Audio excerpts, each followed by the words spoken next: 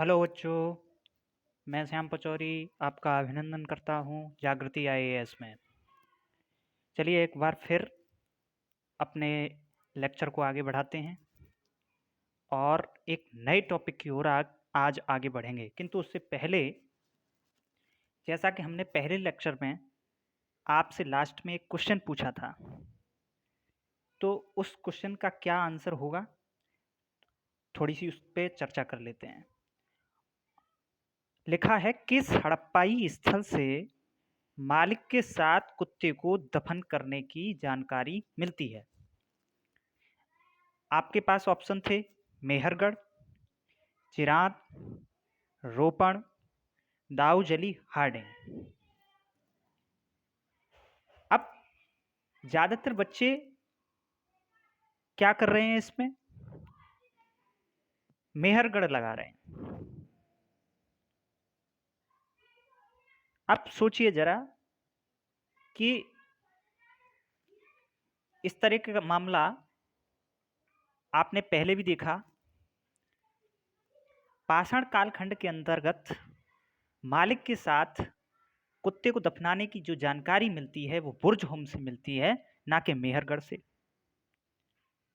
किंतु यहां यह भी ध्यान देना जरूरी है कि वो पाषाण काल से संबंधित है।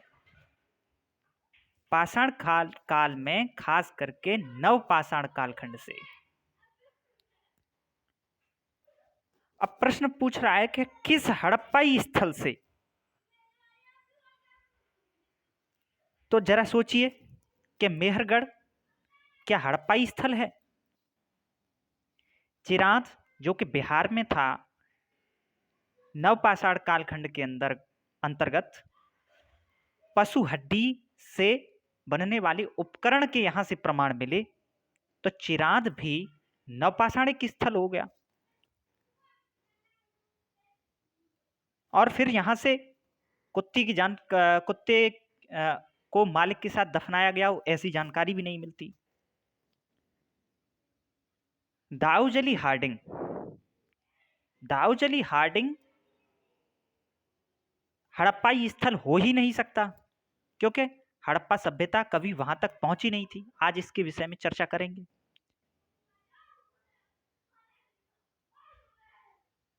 तो एक ही मात्र क्वेश्चन ऑप्शन रह जाता है जो सही भी है, रोपण। तो आंसर होगा केवल डी। अब हम एक नए टॉपिक की शुरुआत करने जा रहे हैं, सिंधु घाटी सभ्यता या हड़प्पा सभ्यता।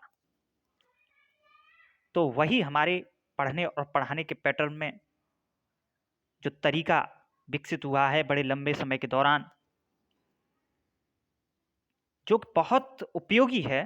तो सबसे पहले हम वो सारे सब टॉपिक्स एक बार देख लेते हैं, जिससे हमारा दृष्टिकोण क्लियर हो जाता है। तो सबसे पहले हमें क्या जानना चाहिए? सिंधु घाटी सभ्यता। तो सबसे पहले हमें यह जानना चाहिए कि इसे सभ्यता कहा जा रहा है, तो ये सभ्यता क्या होती है। दूसरी बात, इस सभ्यता जिसे कि हम सिंधु घाटी सभ्यता कह रहे हैं, इसे अन्य नामों से भी जाना जाता है। तो उन नामों के पीछे क्या लॉजिक काम कर रहा है, किस आधार पर नामकरण किया गया है, वो चीज भी जान लेना जरूरी है। हमने कहा कि सभ्यता क्या है, इसको समझ लिया तो हम तात्पर्य को समझ जाएंगे, जो कि हमारा दूसरा पॉइंट होगा। और तात्पर्य समझना इसलिए आवश्यक है कि क्या कारण था कि हमने इतने बड़े क्षेत्र को एक सभ्यता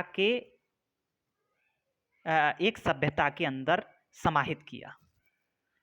तो कुछ समरूपता के बिंदु जरूर उसमें रहे होंगे, उन सब का डिस्कस एक एक करके हम करते जाएंगे। फिर इस सभ्यता का कालखंड क्या था, इस सभ्यता का क्षेत्र क्या था,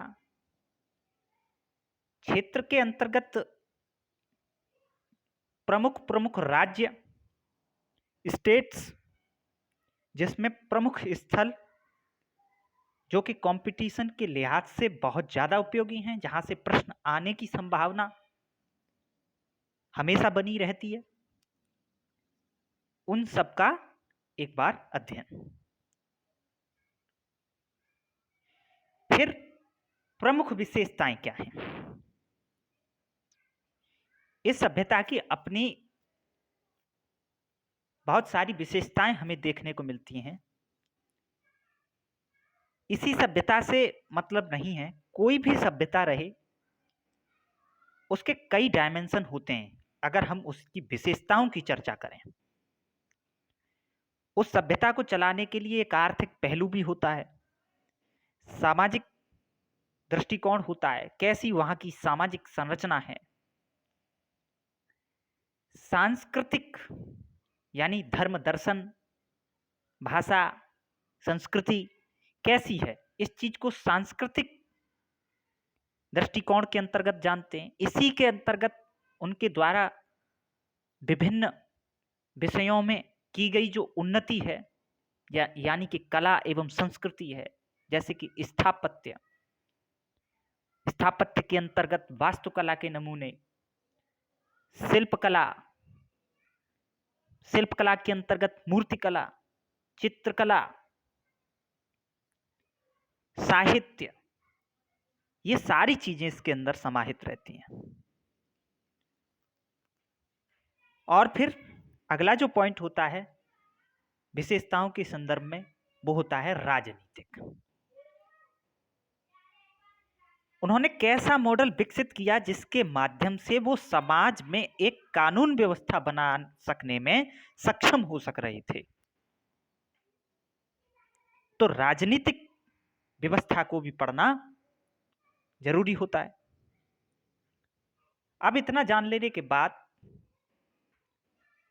एक और डायमेंशन पर हमारे निगाह जानी चाहिए कि ऐसी सभ्यता जिसके बारे में हम जानेंगे कि कितनी विकसित थी, उन्नत थी, तत्कालीन दौर में अत्यंत विकसित सभ्यता होने के नाते इसका उत्थान कैसे हुआ, ये विकसित कैसे हुई, और विकसित होने के बाद एक लंबे समय के दौरान अपने चरम स्तर को प्राप्त करने के बाद धीमे धीमे धीमे करके पतन की ओर अग्रसर हुई। तो वो पतन के क्या कारण रहे, या हम उसका पतन क्यों कहते हैं कि पतन हो गया, उन सारे बिंदुओं पर हमारी चर्चा होनी चाहिए।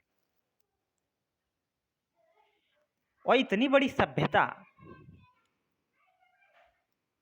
जिसने अपने तत्कालीन दौर में एक अलग प्रकार का मॉडल विकसित कर दिखाया, आधुनिक भारत के परिप्रेक्ष्य में देखें तो क्या हमें देखने को मिलता है, उससे क्या कनेक्टिविटी बनती है, उससे हमें क्या योगदान प्राप्त होता है, हमने क्या उससे सीखा है,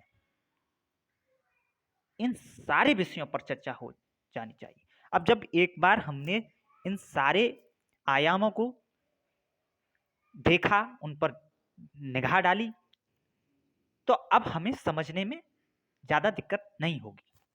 अब जो हमारे टॉपिक्स हैं उनको भी एक एक करके उठाएंगे और उसके भी छोटे छोटे बिंदु बनाएंगे और उस पर बृहद और विस्तृत चर्चा करते जाएंगे।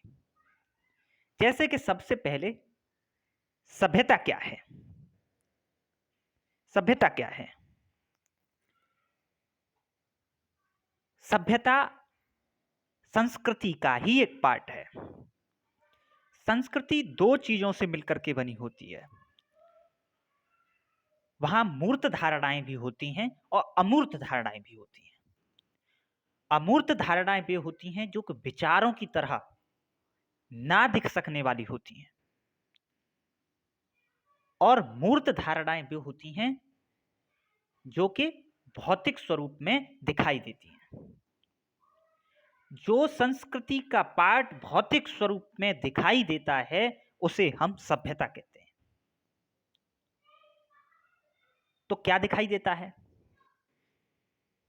नगरीय पैटर्न दिखाई देगा, सभ्यता का गृह योजना क्या है वो दिखाई देगी, सड़कें, नालियां, व्यापार की प्रणालियां, किन क्षेत्रों से व्यापार हो रहा है, किन क्षेत्रों से कच्चा माल आयातित हो रहा है, किन वस्तुओं का निर्माण हो रहा है, कृषि का क्या पैटर्न है,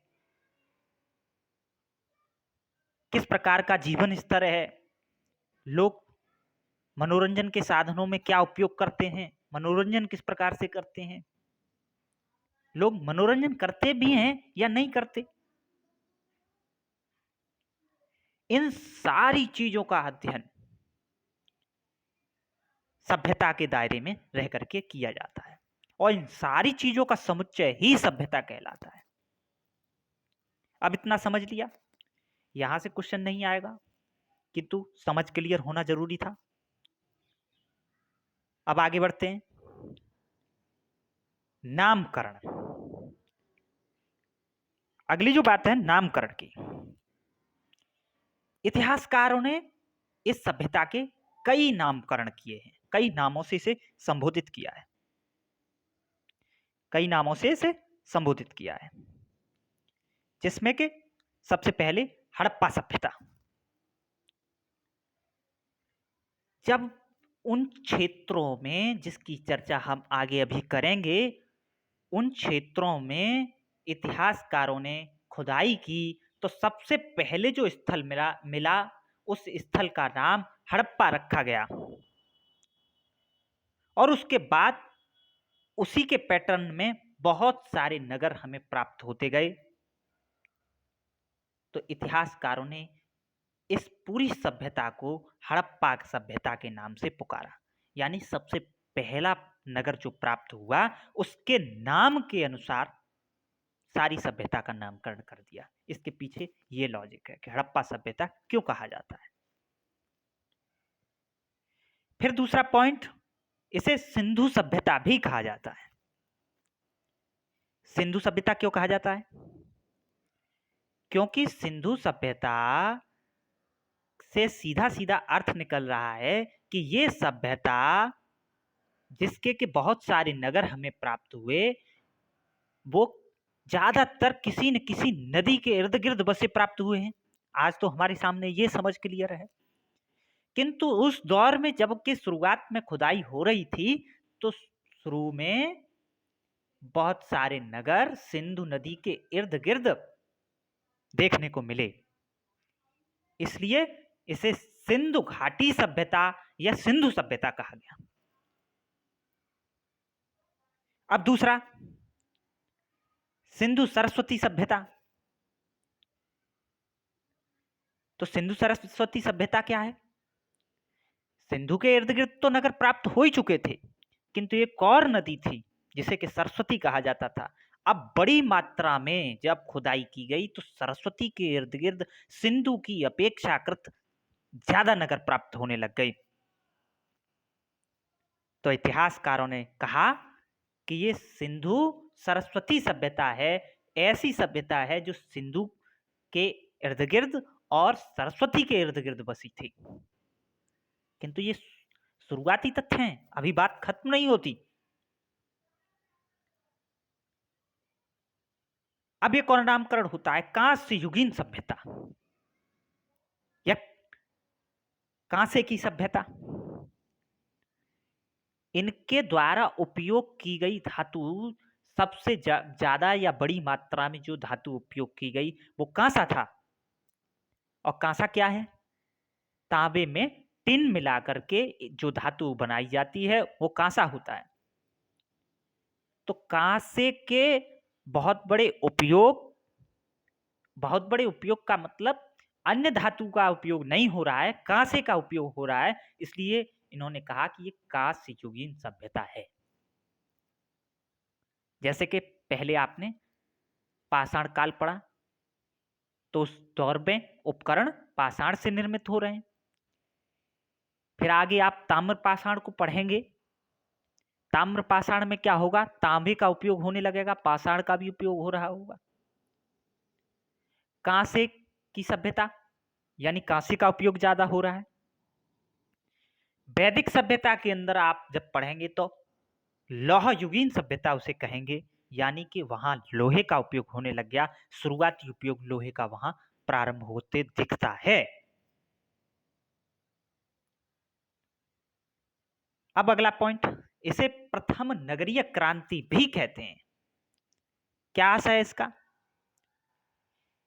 प्रथम नगरीय क्रांति कहने का आशय यह है कि इससे पूर्व में इस प्रकार का नगरीय पैटर्न प्राप्त नहीं होता, इस प्रकार का आवास योजना दिखाई नहीं देती।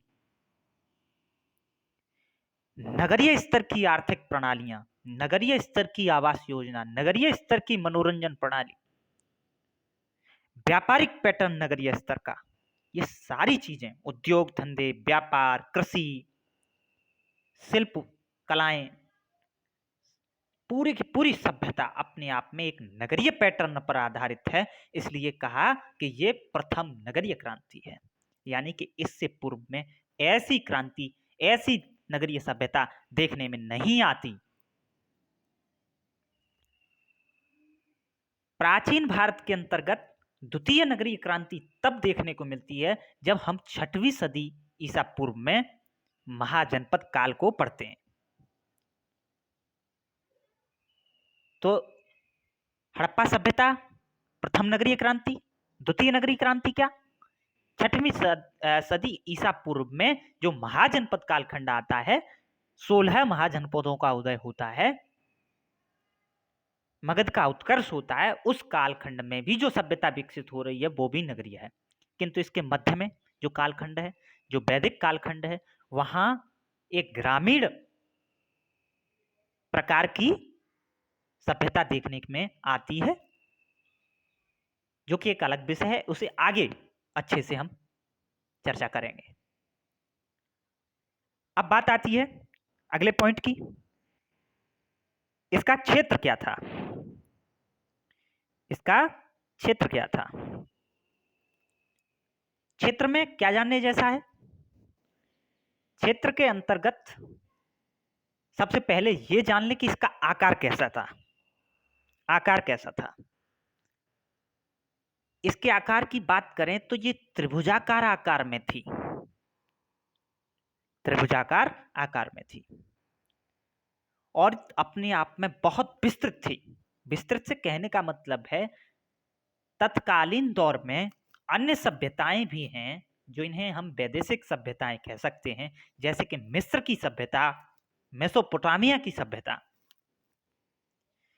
मिस्र की सभ्यता और मेसोपोटामिया की सभ्यता ना तो इतनी विकसित हैं, ना इतनी उन्नत हैं, और ना ही इतनी विस्तृत हैं। अगर इसके क्षेत्रफल की बात करें तो लगभग 20 लाख वर्ग किलोमीटर में इसका क्षेत्रफल होना चाहिए, और अभी भी खुदाई जारी है, बहुत सारे क्षेत्र अभी भी लगातार खोजे जा रहे हैं, अभी भी इसके क्षेत्र के बढ़ने की संभावना है। तो लगभग ये सभ्यता मेसोपोटामिया और मिस्र की, जो अगर हम दोनों को मिला दें और मिला देने के बाद जो सभ्यता बनेगी, उसका लगभग 12 गुनी बड़ी सभ्यता हमें मेसोपोटामिया सभ्यता के रूप में देखने को मिलती है। अब प्रश्न कहां से आ सकता है? प्रश्न आ सकता है कि इसके जो चरम बिंदु हैं, इसके जो सभी दिशाओं में, पूर्वी, पश्चिमी, उत्तरी, दक्षिणी जो बिंदु हैं, वो क्या हैं और वो किन राज्यों में है? यहां से मिलान करने के लिए, मैचिंग करने के लिए आ जाता है। उत्तर में जम्मू कश्मीर के अंदर मांडा, मांडा नामक जो नगर है, वो सबसे उत्तरी बिंदु है इस सभ्यता का। जैसे कि आजकल भारत का सबसे उत्तरी बिंदु क्या होना चाहिए? इंदिरा कॉल। और दक्षिणी बिंदु क्या है इसका? दक्षिणी बिंदु इसका दैमाबाद महाराष्ट्र के अंदर देखने को मिलता है। और पश्चिमी बिंदु सुतकांगीडोर कहां पे है? पाकिस्तान के अंदर। तत्कालीन दौर में ये सब इंडियाई होता था। पाकिस्तान तो अभी बना आजादी के समय, आजादी से एक रात्रि पूर्व 14 अगस्त 1947 को। किंतु ये धारणा तो बहुत पुरानी है। कभी कभी ये प्रश्न उठता है कि प्राचीन भारत के अंदर हम पाकिस्तान को पढ़ रहे हैं, अफगानिस्तान को भी पढ़ रहे हैं, क्यों पढ़ रहे हैं इंडिया के इतिहास में? क्योंकि उस समय में जो अखंड भारत है उसका जो दायरा है वहीं तक जाता है, पाकिस्तान अफगानिस्तान तक। तो सुतकांगेडोर जो है पाकिस्तान में है और इस सभ्यता का पश्चिमी बिंदु है। और वहीं पे इसके पूर्वी बिंदु की बात करें तो आलमगीरपुर में, जो कि पश्चिमी उत्तर प्रदेश के अंदर पड़ता है, वहां तक इस सभ्यता का विकास होता दिखता है। चलिए यहां एक बात समझते हैं कि ये सारे स्थल पश्चिमी उत्तर प्रदेश से पश्चिम की ओर ही हैं। चलिए छोड़िए, आगे बात करते हैं इसके बारे में, अभी इसे छोड़िए।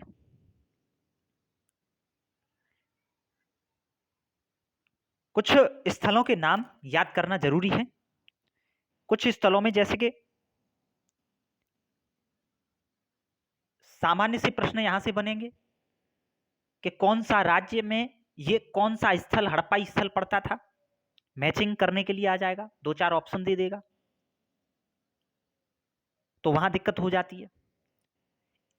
लगभग 100 से भी ज्यादा नगरीय स्थल प्राप्त हुए हैं सभ्यता से, वो सबके सब याद करना जरूरी नहीं।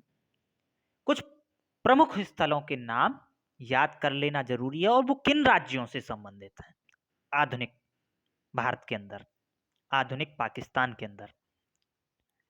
तो जैसे कि सबसे पहला जम्मू कश्मीर की बात करें, जम्मू कश्मीर के अंदर मांडा हमने बता दिया। फिर हम पश्चिमी पंजाब की ओर मुड़ जाते हैं। पश्चिमी पंजाब कहां पे है? पाकिस्तान के अंदर। पश्चिमी पंजाब के अंदर हड़प्पा, हड़प्पा वही स्थल जहां सबसे पहले खुदाई हुई थी, इसके बारे में हमने जान लिया। फिर पूर्वी पंजाब, पूर्वी पंजाब कहां पे? भारत के अंदर।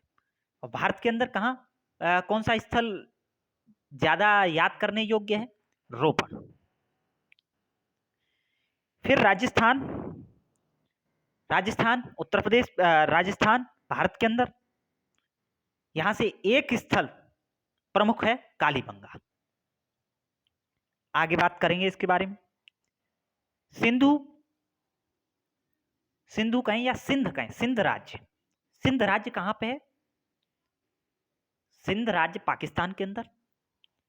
यहां से प्रमुख 2 स्थलों को याद करना जरूरी, एक तो मोहनजोदारो और एक चन्हूदारो। एक मोहनजोदारो और दूसरा चन्हूदारो। मोहनजोदारो तो अपने आप में ज्यादा उसके बारे में जानना जरूरी है क्योंकि वहां से प्रश्न ज्यादा बनते हैं। फिर गुजरात, गुजरात के अंदर 3 स्थल प्रमुख हैं, लोथल, लोथल एक व्यापारिक स्थल है, इस सभ्यता की व्यापारिक राजधानी भी लोथल था। फिर सुरकोटदा और धौलावीरा, इनके बारे में जान लिया तो गुजरात का काम हो गया। फिर हम बात करते हैं हरियाणा की। हरियाणा के अंतर्गत राखीगढ़ी एक प्रमुख स्थल है और दूसरा बनावली। यहां से क्या प्राप्त हुआ है वो आगे जानेंगे। फिर हम बात करते हैं पश्चिमी उत्तर प्रदेश की। पश्चिमी उत्तर प्रदेश क्यों लिखा? क्योंकि पश्चिमी उत्तर प्रदेश के ही अंदर विस्तार था इसका, पूर्वी उत्तर प्रदेश के अंदर इसका विस्तार नहीं था। या बल्कि यूं कहें कि पश्चिमी उत्तर प्रदेश के बाद इसका विस्तार ही नहीं था पूर्व की ओर। यह इसका अंतिम पूर्वी बिंदु है। तो आलमगीरपुर के बारे में पढ़ चुके हैं। एक और स्थल जो मैचिंग करने के हिसाब से याद करना जरूरी है तो वो है हुलास। फिर बलूचिस्तान। बलूचिस्तान के बारे में क्या है कि वो पाकिस्तान का एक राज्य है और बलूचिस्तान से इस सभ्यता का सबसे पश्चिमी बिंदु प्राप्त हुआ है सुद कांगीडोर। और फिर महाराष्ट्र के अंदर इसका दक्षिणी बिंदु दैमाबाद प्राप्त हुआ है। इतने स्थलों को अपने जान लिया और थोड़े बेसिक जो तथ्य हैं इनके बारे में जान लिया तो वहां से फिर कोई भी प्रश्न छूटता नहीं है। बस थोड़ा एलिमिनेशन मेथड को तैयार करना जरूरी होता है। अगर वो नहीं कर सकोगे तो क्वेश्चन नहीं बन सकेगा। अब बात करते हैं, आकार की बात हमारी हो चुकी थी। अगले पॉइंट की बात करें तो प्रमुख नदियां। यहां से भी मैचिंग करने के लिए क्वेश्चन आ जाता है, कौन सा स्थल कौन सी नदी के किनारे स्थित था। कुछ स्थलों के नाम दे देगा, कुछ नदियों के नाम दे देगा, ऑप्शन में मैचिंग करने के लिए कहेगा या ये युग्म सुमेलित है या दो युग्म सुमेलित है, इस तरीके का क्वेश्चन आ जाएगा। तो अगर ऐसा पैटर्न तैयार नहीं करोगे तो क्वेश्चन नहीं बन सकेगा, गारंटी ले लो इस बात की। तो क्या सारी नदियों के नाम याद करना जरूरी है? नहीं, कुछ प्रमुख नदियों के नाम और कुछ प्रमुख स्थलों के नाम तो लिख लीजिएगा। जैसे कि जम्मू में जो मांडा स्थल हमने बताया वो किस नदी के किनारे स्थित था? तो चिनाब नदी के किनारे। लिख लीजिए इसे, चिनाब। फिर हड़प्पा को जान लें क्योंकि ये प्रमुख स्थल है, रावी नदी के किनारे। मोहनजोदारो, जो कि इसकी जो प्रशासनिक राजधानियों के बारे में अगर हम चर्चा करते हैं तो हमें दो राजधानियों के बारे में जानना होता है, एक तो हड़प्पा के बारे में, एक मोहनजोदारो के बारे में। तो ये ऐसे भी विशेष हो जाते हैं हड़प्पा और मोहनजोदारो। हड़प्पा की जो नदी है, जिस नदी के किनारे ये स्थित है, वो तो रावी हो गई, और मोहनजोदारो सिंधु नदी के किनारे स्थित है। और दोनों ही स्थल पाकिस्तान से प्राप्त हुए।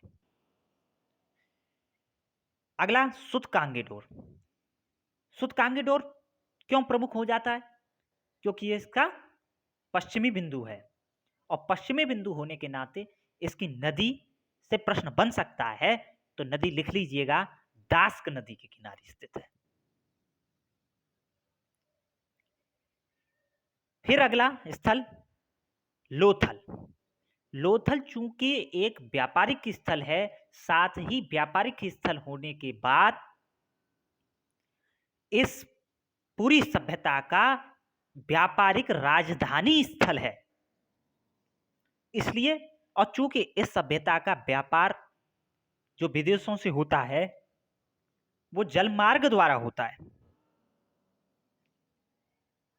इसलिए जलमार्ग के द्वारा होने के नाते लोथल के बारे में जानना जरूरी है कि वो किस नदी के किनारे स्थित था।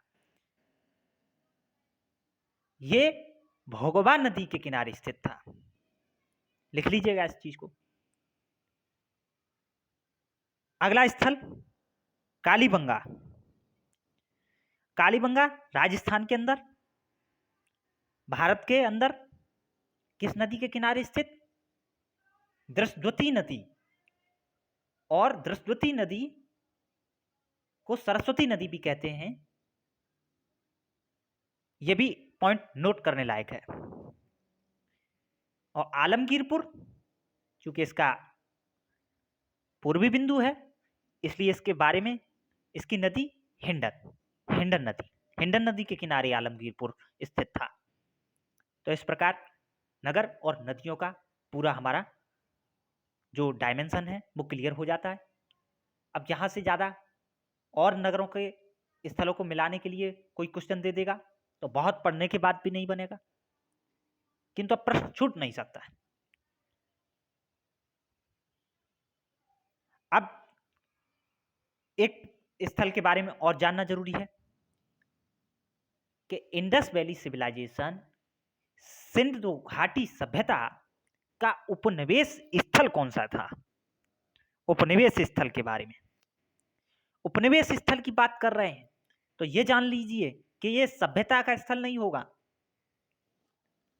सभ्यता में सम्मिलित कर लिया जाएगा किंतु इसका उपनिवेश है ये। अब आप जब मॉडर्न हिस्ट्री ऑफ इंडिया को पढ़ते हैं या वर्ल्ड हिस्ट्री को पढ़ते हैं तो आप जानते हैं कि ब्रिटेन ने औद्योगिक क्रांति के बाद बहुत सारे देशों में कैसे अपने उपनिवेश विस्तृत किए और भारत में भी उसने उपनिवेश स्थापित किया, और इसका अध्ययन हम मॉडर्न हिस्ट्री ऑफ इंडिया के अंदर करते ही हैं। तो क्या भारत ब्रिटेन के अंदर सम्मिलित हो गया था? क्या हम ब्रिटेन की सभ्यता के अंदर भारत को समाहित कर देंगे? नहीं, भारत एक अलग स्थल था। ऐसे ही इस सभ्यता में जब ये बात आएगी कि कौन सा उपनिवेश स्थल था या कौन सा मध्य में व्यापारिक स्थल था, ये भी बन सकता है। चूंकि सभ्यता का व्यापार अंतर्देशीय ही नहीं होता था, बल्कि अन्य देशों, अन्य सभ्यताओं जैसे कि मिस्र, मेसोपोटामिया की सभ्यता, ईरान, इराक तक इसका व्यापार होता था। तो उन सभ्यताओं से व्यापार करने के लिए इसने एक मध्य में स्थल अपना विकसित कर रखा था जो कि अफगानिस्तान के अंदर था। क्या नाम था इसका? शौतुरघई एवं मुंडीगाग, दो स्थलों के नाम आते हैं जो कि अफगानिस्तान के अंदर उस वक्त थे, आज भी होंगे। नाम चेंज हो गए होंगे वो अलग बात है, किंतु नाम जो याद करने लायक हैं वो हैं शौतुरघई और मुंडीगाग। ये दो स्थल उपनिवेश स्थल थे, ना कि इस सभ्यता के परमानेंट स्थल। इतनी बात क्लियर हो गई। अब हम आगे बढ़ते हैं। हमने आपसे बात की थी सभ्यता के बारे में। अगले पॉइंट समरूपता के बिंदु की ओर आगे बढ़ने से पहले हम बताना चाहते हैं कि सभ्यता क्या है। और सभ्यता हमने आपको बताई कि बहुत सारी चीजें जो कि हमें मूर्त स्वरूप में दिखाई देती हैं, उन सारी चीजों का समुच्चय ही सभ्यता कहलाता है। किंतु वह सभ्यता कितनी विस्तृत होगी यह उसकी समरूपता पर निर्भर करती है। यानी वो बहुत विस्तृत हो सकती है, उसमें बहुत सारे क्षेत्र हो सकते हैं, बहुत सारे स्थल हो सकते हैं, किंतु वहां से हमें जो चीजें प्राप्त होंगी जिनकी बात हमने पूर्व में की, उनमें कुछ न कुछ समरूपता प्राप्त होगी। तब कहेंगे कि यह सभ्यता इतनी विस्तृत थी। हमने जैसी कि इसके विस्तार में बात की कि यह इतनी विस्तृत थी, तो इस विस्तृत को जानने के लिए, विस्तार के बिंदुओं को जानने के लिए समरूपता के बिंदुओं को जानना जरूरी है कि ये समरूपता के बिंदु क्या थे। किन आधारों पर इतिहासकार कह रहे हैं कि यही सभ्यता थी, यहां यही सभ्यता उत्तर प्रदेश के अंदर है, यही सभ्यता तमिलनाडु के अंदर है। आज के आधुनिक युग में देखें तो यही सभ्यता सौराष्ट्र के अंदर है, गुजरात के अंदर, और यही सभ्यता मेघालय और मणिपुर के अंदर है। कैसे कहेंगे? जब हम देखेंगे कि यहां कुछ न कुछ समरूपताएं प्राप्त हो रही हैं, तो वो समरूपताएं क्या हैं? इस सभ्यता के अंदर समरूपताएं भी हैं, वो क्या हैं? अगर हम बात करते हैं समरूपता के बिंदुओं पे, तो कुछ बिंदु निकल करके आते हैं, जैसे कि नगरीय योजना। हमें जो नगर प्राप्त हुए हैं वो एक योजनाबद्ध तरीके से विस्तृत बनाए गए हैं, निर्मित किए गए हैं। वो सारी योजना केवल एक ही नगर से नहीं मिलती या हड़प्पा मोहनजोदड़ो से ही प्राप्त नहीं होती। जितने भी स्थल प्राप्त होते हैं लगभग लगभग सभी से ऐसी ही संरचनाएं, ऐसा ही नगरीय पैटर्न देखने को मिलता है। मापतौल की जो इकाइयां हैं, जो हमें बाट मिले हैं, वो सारे की सारी चीजें एक से ही मिलते हैं सब जगह से। लिपि जो कि विभिन्न मोहरों पर, विभिन्न मृतभांडों पर हमें मिलती है, लिपियों के नमूने, वो लगभग एक ही प्रकार की लिपि हमें देखने को मिलती है। तो समरूपता के बिंदुओं में नगरीय योजना, मापतौल की इकाइयां, इनकी लिपि क्या है, ईंटों का ये उपयोग कैसी ईंटों का उपयोग कर रहे हैं, कैसा इनका मृतभांड है, कैसी इनकी मोहरें हैं और मनका, इन सारी चीजों पर जब हमारी निगाह जाती है तो समरूपता के बिंदु क्लियर होते हैं। अब जैसा कि हम बात करेंगे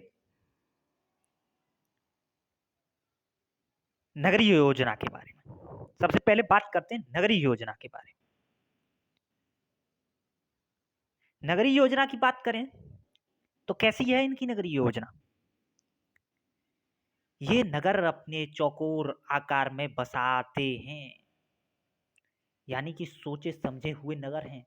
और ये इस बात से भी दिखता है कि इनमें जो गलियां हैं वो ग्रिड पैटर्न पे काटती हैं एक दूसरे को, उत्तर दक्षिण पूर्व पश्चिम में होती हुई 90 डिग्री का एंगल बनाते हुए एक दूसरे को काटती हैं और मध्य में एक 360 अंश का पूरा गोला बन जाता है, नगर के मध्य में बिल्कुल बीचों बीच। इसको ऐसे जानिए कि जब आप, जैसे आपने देखा होगा किसी खिड़की वगैरह को जिसमें जो सलियां होती हैं वो ऊपर नीचे और आड़ी तिरछी जो पड़ी होती हैं, यानी लेटी हुई और खड़ी हुई, जब दोनों मिलती हैं तो कैसा एंगल बन जाता है। उसी तरीके से, उसी जाल में, उसी पैटर्न में इनकी गलियां बिछी हुई हैं पूरे नगर के अंदर। और ये नगर के केंद्र में एक पूरा गोल चक्र बना देती हैं, जो कि हमें विभिन्न नगरों से देखने में आता है। नगर का आकार कैसा है? तो चौकोर। नगर देखने में दो भागों में बटा हुआ दिखता है। इसका पश्चिमी हिस्सा जो कि कुछ ऊंचा उठा हुआ है, ऊंचा उठा हुआ है मतलब कुछ इस तरीके से उठा हुआ है, और इसका पूर्वी हिस्सा सामने समतल स्थिति में है, समतल स्थिति में है। जो ये ऊंचा उठा हुआ हिस्सा है इसे दुर्ग कहा गया है। ऐसा इतिहासकार मानते हैं। कुछ प्रमुख वर्ग, विशेष वर्ग जैसे कि पुरोहित वर्ग, या हो सकता है जो राजकीय संरक्षण देने वाला वर्ग होगा वो इसमें रहता होगा। किंतु ये सामने वाला जो स्थल है जहां छोटे छोटे घर बने हुए हैं, छोटे छोटे घर बने हुए हैं, छोटे छोटे घर बने हुए हैं, इस तरीके से बहुत सारे घर बने हुए हैं देखने में आते हैं। तो वो क्या है? वो सामान्य लोगों के घर बने हुए हैं, साधारण लोगों के, मजदूरों के, किस व्यापारियों के, जैसे लोहार, साहूकार, सब्जी बेचने वाला, यानी व्यापारिक बस्ती होने के नाते विभिन्न व्यापारियों के, विभिन्न कामगारों के, मजदूरों के घर सामने हमें देखने मिलते हैं दुर्ग के सामने। ये किस तरफ पड़ते हैं? तो पश्चिमी ओर, पश्चिमी नहीं पूर्वी ओर का हिस्सा इनके लिए डिजाइन देखा गया है। उत्तम जल निकासी की व्यवस्था देखने को मिलती है। अगले पॉइंट में उत्तम जल निकासी व्यवस्था का मतलब है कि सफाई पर, नगरों की सफाई पर बहुत ध्यान रखा गया है। इसके लिए पहले से ही नगर की योजना में यह चीज सम्मिलित की गई कि नाली पैटर्न अच्छी तरीके से विकसित कर लिया जाए। घरों से नाली निकलती है, छोटी नाली निकलती है, और वो छोटी नाली जो गली में प्रमुख नाली है, जैसे कि ये घर हैं और ये घर हैं, यहां से नाली निकलती है और ये एक बड़ी गली है, तो उसके नीचे एक नाली इस प्रकार से बनी हुई है, उस नाली में जाकर के ये मिल जाती है। तो इस तरीके की नाली व्यवस्था, उत्तम जल निकासी व्यवस्था, जिससे नगर के अंदर जल जमा ना हो, जल उपयोग करने के बाद घरों से छोटी नालियों से बहता हुआ बड़ी नाली में मिल जाता है और फिर बहता हुआ पूरे नगर से बाहर चला जाता है। जल सुगमता पूर्वक निकलता रहे, इसलिए ये थोड़े उथले हुए स्थान पर, थोड़े उठे हुए स्थान पर नगरों का निर्माण किया गया है। अगर गड्ढों में निर्माण कर देंगे तो जल नहीं निकल पाएगा। इसलिए पहले से ये सोच समझ करके कि जल अच्छी तरीके से निकलता रहे, इसलिए नगरों का पैटर्न पहले से ही डिजाइन करके नगरों को एक ऊंची जगती पर विकसित किया गया है। एक कोने में नगरों के समाधान देखने को मिलता है। समाधान मतलब ये लोग जो इनके पूर्वज होते हैं या पितर कहते हैं, या यूं कहें कि इनके जो मृत व्यक्ति हैं, इनको ये लोग जलाते नहीं है, दफन करते हैं। तो यहां से एक बात तो ये पता चलती है कि सिंधु घाटी सभ्यता के लोग अपने पूर्वजों को जलाते नहीं थे, दफनाते थे। क्योंकि रोपण का हमने पहले ही जिक्र कर दिया, रोपण से मालिक के साथ कुत्ते को दफन करने की बात आई है। तो जैसा पाषाण कालखंड के अंदर ये विचार जन्म लेता है कि ये पुनर्जन्म में विश्वास करते होंगे, ऐसे ही यहां से भी ये बात निष्कर्ष निकाला जा सकता है कि ये भी पुनर्जन्म में विश्वास करते होंगे। तो समाधान की बात करें तो नगरीय पैटर्न में ही यह समाहित है कि नगर के एक कोने में समाधान देखने को मिलता है। समाधान मतलब कब्रिस्तान, जहां पे लोगों को दफन किया जाता है, मृत लोगों को दफन किया जाता है। नगरीय योजना के बारे में इतनी बात जान ली तो काफी है, इतने से ज्यादा जानना जरूरी नहीं, किंतु कुछ इसके अपवाद भी हैं। जैसे कि अपवाद से पहले एक बात बता दें कि नगरीय योजना में नगरों को एक दीवार से, जैसे दुर्ग को दीवार से घेर दिया जाता था। अब इसी बात को लेकर के हमें कुछ अपवाद भी देखने को मिलते हैं। तो वे अपवाद कौन से हैं? जैसे कि कालीबंगा का पूरा नगर क्षेत्र का मतलब दुर्ग और सामने का जो पश्चिमी हिस्सा है, वो पूरा क्षेत्र एक ही रक्षा प्राचीर से घिरता हुआ देखा गया। तो अपवाद से प्रश्न बन जाता है। ऐसा ही प्रमाण लोथल और सुरकोटदा से प्राप्त होता है कि वहां के भी नगर, पूरा संपूर्ण नगर के अंदर दुर्ग और सामने का जो स्थल, जहां मजदूर कामगार लोग रहते हैं, साधारण लोग रहते हैं, वो पूरा क्षेत्र एक ही रक्षा प्राचीर से घिरा हुआ मिलता है। अब चनहूदड़ों की बात करें। चनहूदड़ों अपवाद की श्रेणी में इसलिए आ जाता है क्योंकि यहां पर रक्षा प्राचीर ही नहीं मिलती, कोई रक्षा प्राचीर नहीं, नगर बिना रक्षा प्राचीर के देखा गया है। तो प्रश्न बन सकता है, ऐसा कौन सा स्थल है, या यूं कह देंगे कि निम्न में से ऐसा स्थल चुनिए जो किसी रक्षा प्राचीर से घिरा हुआ नहीं। तो चनहूदड़ो प्रश्न कैसे बन सकता है कि रक्षा प्राचीर से चनहूदड़ो युक्त है, ये दे देगा एक ऑप्शन में, और इसी तरीके और ऑप्शन डिजाइन कर देगा। और फिर पूछ लेगा कौन से सही है। तो जब पता होगा तो क्वेश्चन बना दोगे। अगले पॉइंट में बात करें तो धौलावीरा भी अपवाद की श्रेणी में आता है, क्योंकि प्रत्येक नगर को हमने दो भागों में बंटते हुए देखा। जैसा कि हमने नगरीय योजना के अंदर आपको बताया कि नगर दो भागों में विभक्त था, एक और दुर्ग था, एक और सामने का फ्रंट पटल था जहां लोग साधारण लोग रहते हैं। किंतु यहाँ पे तीन भाग हमें देखने को मिलते हैं।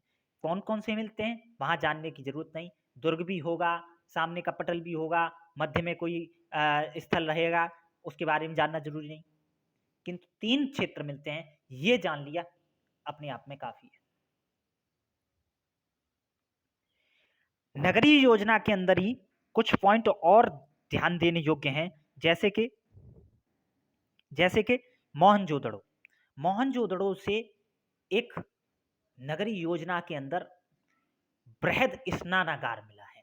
स्नानागार तो बहुत जगहों से मिले, किंतु बृहद स्नानागार, पवित्र स्नानागार जिसके बारे में चर्चा होती है, जो ज्यादा प्रश्न में पूछे जाने की संभावना होती है, वो मोहनजोदड़ो से मिलता है। ये नगरीय योजना का एक पैटर्न है।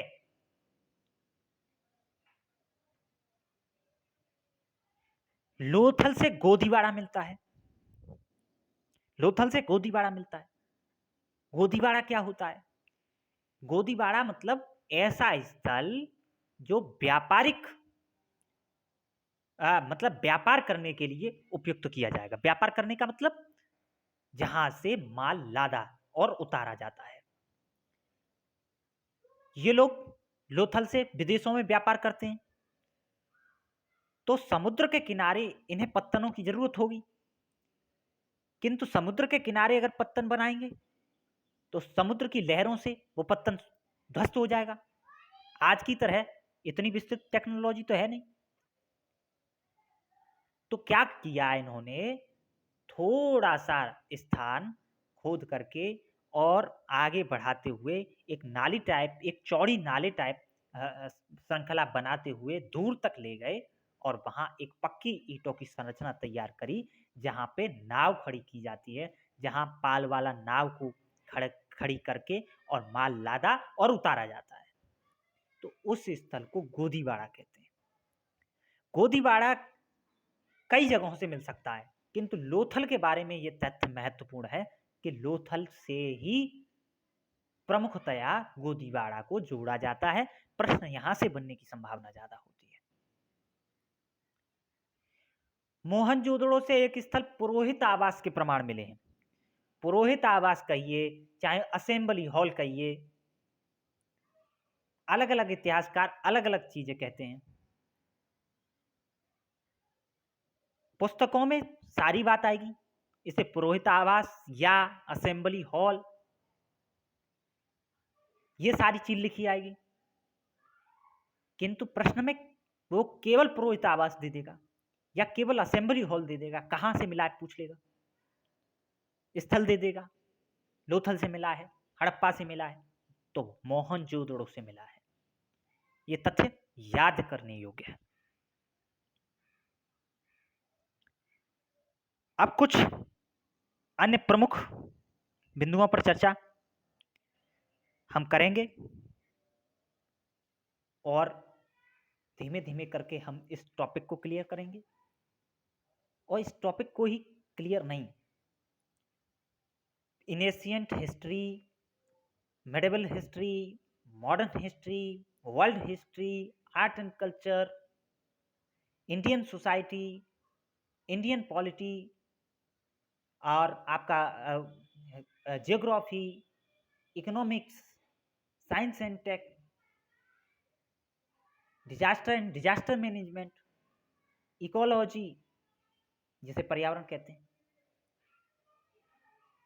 कोई भी ऐसा सब्जेक्ट, सोशल जस्टिस रह गया था, बहुत सारी चीजें, जो भी सब्जेक्ट्स हैं वो सारे सब्जेक्ट्स हमारी टीम धीमे धीमे करके ऐसी ही वीडियोस के माध्यम से एक एक पॉइंट को क्लियर करते हुए आपके सामने रखती रहेगी और कैसे क्वेश्चन बनने की संभावनाएं होती हैं वो चीज़ भी लाती रहेगी। प्रैक्टिस क्वेश्चन भी हम लाते रहेंगे। प्री और मेंस दोनों के लिहाज से जो भी चीज़ हो सकती है वो सारी चीज़ लाएंगे। मेंस की आंसर राइटिंग भी करना जरूरी होता है, उसकी प्रैक्टिस भी हम इसी प्लेटफॉर्म के माध्यम से पॉइंट खत्म होने के बाद कराते रहेंगे। एनिशिएंट हिस्ट्री के अंदर हम आंसर राइटिंग इसलिए नहीं कराएंगे क्योंकि ये केवल और केवल प्री के लिहाज से पढ़ने योग्य है। आर्ट एंड कल्चर के अंदर जब हम आएंगे इससे संबंधित, क्योंकि आर्ट एंड कल्चर का बहुत सारा हिस्सा क्या, जो एनिशिएंट हिस्ट्री से आर्ट एंड कल्चर संबंधित है वहां हम आंसर राइटिंग कराएंगे। तो आंसर राइटिंग करना बहुत जरूरी है नियमित। उस दौरान हम आंसर राइटिंग भी कराएंगे, किंतु अभी प्रीवियस ईयर क्वेश्चंस पेपर जो प्री के लिहाज से अति महत्वपूर्ण हैं उनको पढ़िए, समझिए किस तरीके का पैटर्न होता है, किस तरीके से यूपीएससी क्वेश्चन पूछता है, किस तरीके के उसके ऑप्शन होते हैं। अभी इसी वर्ष सन 2023 में जो प्रीलिम एग्जाम हुआ उसमें क्वेश्चन पूछने का जो पैटर्न था लगभग वही था, किंतु उसने एलिमिनेशन मेथड को ही एलिमिनेट कर दिया। एलिमिनेशन मेथड मतलब अब तक बच्चे क्या करते थे, ये ऑप्शन से ही ढूंढते थे आंसर को, ये ऑप्शन तो नहीं हो सकता, ये ऑप्शन में ये संभावना है, ये तो वहां हुआ था तो ये तो नहीं ही हो सकता और ये हो सकता है। इस तरीके का मेथड तैयार करते थे, किंतु अभी क्या है कि उस मेथड में ऑप्शन से आंसर निकाल पाना थोड़ा कठिन हो गया। किंतु कोई दिक्कत नहीं, हम जितनी चीजें आप तक ले जा रहे हैं अगर वहां आप पूरी तरीके से तैयारी कर लेते हैं, जैसे कि मैं अभी आपके सामने एक रखता हूं बात कि इनिशिएंट हिस्ट्री से 5 क्वेश्चन पूछे जाने की संभावनाएं होती हैं। वैसे अब की वर्ष बहुत ज्यादा क्वेश्चन पूछे गए, इनिशिएंट हिस्ट्री से लगभग 8 से 10 क्वेश्चन पूछ लिए गए, 10 या उससे भी ज्यादा पूछे गए हैं। थोड़ा मेरे दिमाग से हट रहा है, किंतु इतने सारे क्वेश्चन पूछे गए हैं तो इनिशिएंट हिस्ट्री में याद रखिए अभी जितने क्वेश्चन पूछे गए थे उसमें से हमारी पढ़ाई गई जो पूरा पैटर्न है, पूरा सिलेबस है, पूरा जो कॉन्सेप्ट है उससे केवल एक क्वेश्चन नहीं बन पाया था, बाकी सारे क्वेश्चन इनिशिएंट हिस्ट्री के इससे बने थे ऑफलाइन बैचेस में। किंतु हमने ये प्लेटफॉर्म इसीलिए शुरू किया कि बहुत सारे बच्चे एक जो उन्नत ढंग जो पढ़ाने का हमने विकसित किया है इतने वर्षों के दौरान, वो हम बच्चों तक, अन्य बच्चों तक भी पहुंचाएं और वो इसका लाभ ले सकें। तो धीमे धीमे करके हम अपनी सुविधाओं में भी विस्तार करेंगे और धीमे धीमे करके सारी चीज़ों को आप तक हम ले जाएंगे। तो हमारे सेशन को सब्सक्राइब कीजिए और शेयर भी कर दिया कीजिए, क्योंकि ये हम आपके लिए तैयार करते हैं, बहुत परिश्रम से आपके लिए ये चीज़ें ढूंढ करके लाते हैं। और इसी के साथ थैंक यू, कल मिलते हैं।